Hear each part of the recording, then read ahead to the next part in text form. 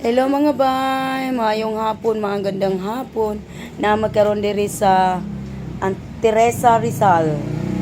Diri unahan sa Antipolo sa akong ayaan. Ay kaduha pa ni akong anhi diri ti ano. Primero na akong anhi diri mga bay, mga sako pa ni ilang dingding. Karon dili na sako ilang dingding, bakal na. Oh, di ba? Masaya ako para sa tiyahin ko kasi kahit papaano nagbago na ang buhay nila. Oh. Dati isang Milo lang nakasabit. Ngayon marami na. Oo. May paninda na. Oo. Dati hindi mo nalalaman na tindahan siya.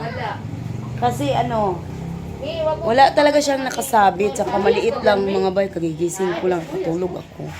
Sarap ng kain namin kanina tanghali. Hindi ko na na-vlog. Sobrang gutom namin. Oh.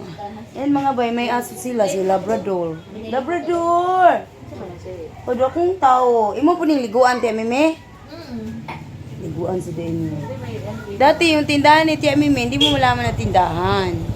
Ngayon, alam mo na na tindahan talaga siya. Pagbalik ko, sarado na siguro to. May mga kwarto-kwarto na. Mag-iipon pa daw. Dati, itong lababo nila, Tia, mga sako yan sa baba. Sira na una yung labahan. Gusto ko nakita ang labahan. Dami labahan, o. Yung sarado ko. Mais kenday ha. Si Tia Mimi, siya yung sinama ko sa amin nung umuwi. First time niya nakasakay ng eroplano. Oo, nangurog pa rin sa mong luyo. Kay, dapat pala sinabi ko nung nag-book, Tia, na tabi tayong tatlo. Yes. Hindi pala siya katabi namin, Tia Beji. Ito sa...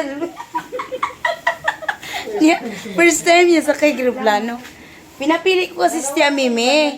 Sabi ko, anong gusto mo, Tia? Grocery or uwi ng probinsya? Uwi daw ng probinsya. Pinili niya uwi ng probinsya. Kaya yun, nakauwi sa amin. Ang bahong baboy, may itipan ng manok marami. Bahay, airlaps, maraming butas. Parang madaanan ng kalabaw. Mo ni among pinakakusgan. Pinakakusgan ni. Kani ang president. No way. No way. Ito naman si Tia Bergie, yung tsahin ko. Siya yung universal giver. Universal giver to. Ito yung taga solve ng mga problema sa pera. Ay, ayaw! Maudap ta. Agay, Si Tia Bergie kasi nalalapitan talaga to ng lahat. Madali lapitan. Pag mangutang kayo dito, pag pautangin kayo, magpasalamat kayo kasi hindi siya naniningil. Yung nagagalit na hindi nagbabayad, ako yung nagagalit. Nainis ako, so hindi nagbabayad. Pero yung inutangan nyo, hindi yan. Wala lang sa kanya. Wala lang. Yung mga umutang sa kanya, inaaway ko talaga. Sabi sa akin, yung nangunguta nakakalimot, pero Oo. ako hindi nakalimot. Ayan, ito na ang bahay nila ngayon ni Tia Mime. Di ba? Okay lang yan. Normal na yung sampay sa bahay. Yan. Yung bahay nga nila, Ganito lang muna, ikot-ikot. sampay ni Lalo, puro damit ng mga bata. Pasok na tayo sa loob, mag-house tour tayo. Meron ako ditong pinsan, napakaganda. Mag-artista daw to eh. Hello! O, tingnan mo. Ano yung buhok niya? Normal yan. Bukas, abnormal na yan. Ayan. Ito na ang bahay nila, di ba? At least kahit papaano, nagbago ang buhay. Oo. Dati sa ano lang tayo natutulog, sa sahig. Hindi tiles. Lupa pa lang. O ngayon may kutsyon na. O di ba? Kahit papaano. Salamat sa Diyos. Kahit papaano nagbabago ang buhay. Tia Mimi, binuksan na lahat ng ilaw, laki na ng bill mo. Hindi ko naintindihan ang bill. Nung nasa Cebu na ako, tsaka ko na naintindihan yung bill. Kasi ikaw na ang nagbabayad. Kasi ako na nagbabayad. Naramdaman ko na mayroon na pala akong mga anak at mga asawa. Hala, mga asawa kadlok. Oo, nalaman ko na may asawa na pala talaga ako. Tsaka ko nararamdaman yung mga bills. Ayan si Bunso dati, pumunta ko dito. Ang liit-liit pa nito. Isipon pa yan. Oh, ngayon, di ba, dalagan-dalaga na. Oh, wala kayong mga picture, te? Family picture, wala? Ano ba naman pamilya to? Oo, kasi bago lang to na-renovate mga bay. Bago lang talaga siya. Wala pa silang mga chandelier, tsaka na lang daw. Chandelier. Paano ba ang pronunciation? Chandelier? Chandelier. Mm. Ayan. Anong kurso mo, Son? Tapos ka na. So, 1 taon na lang paghihirap. Kaya yan ni mama mo. Kasi malakas naman benta ng dato puti niya eh. Cassandra yun, hindi si Son. Ay, si Sandra pala. Oh my God. Si Asun, lumayas pala kasi may utang. Tapos si Mimi, mabilis rin yan tumawa. Kunti ang tawa niyan. Patay-patay na sa katawa. May, agay! Kayo na ko! Unsa man na yung mga baligya diha tiya? Kani ba? Kani yung pasod? Biskuit? Hindi. Si Akimi. I-box. Yun, ano man na ilaga? Mga noodles.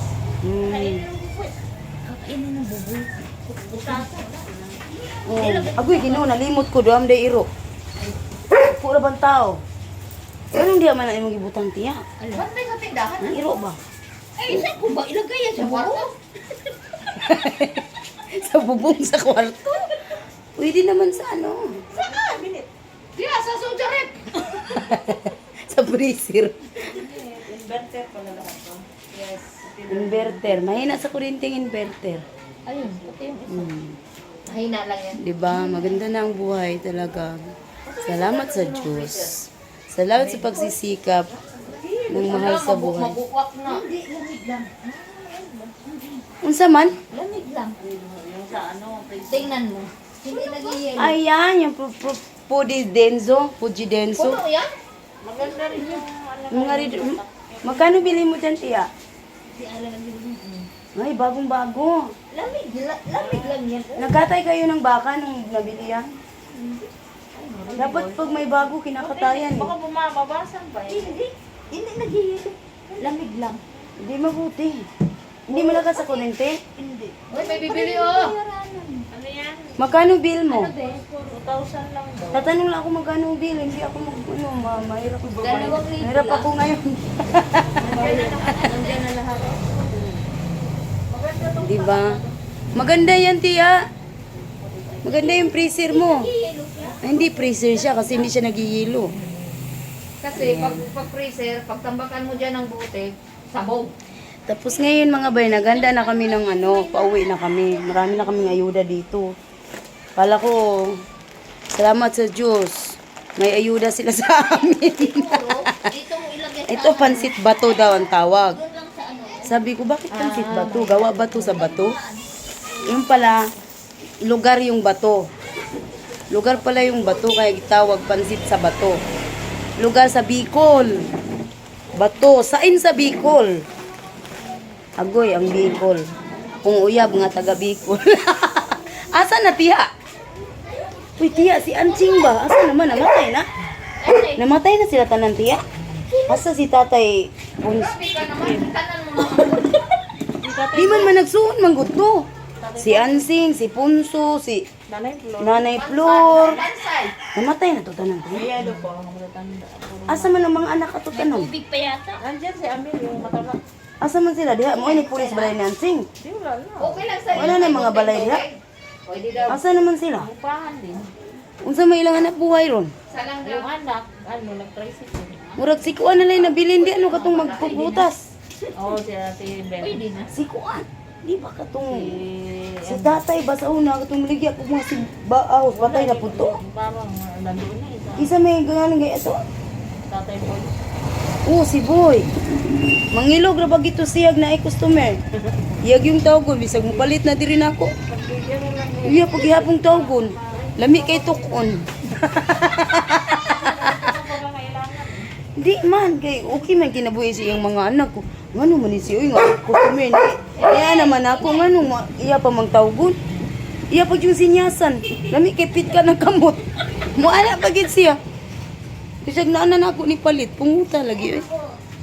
Lagot ko. Nya, si Tia Beji, mga ba, may halin. Ito may mangilog. May mangilog o customer. So, maura to mga bay. Bye na bye. Bye-bye. Thank you for watching. 4 o'clock. Thanks God sa mga grasyang nadawat. Salamat sa Diyos kahit papaano nagbabago ang buhay. Diba? Para sikap lang. Oo, tapos sikap, tapos magbabayad ng utang, diba? Para kahit papaano. Libless ka pa rin. Diba? Kasi kahit anong sikap mo, Tia Mimi, hindi ka na magbabayad ng utang, hindi talaga. Wala talaga ang mangyayari. Kaya, mahalaga talaga magbabayad ng utang tayo. Yun ang lesson natin ngayon. Maraming salamat. Bye!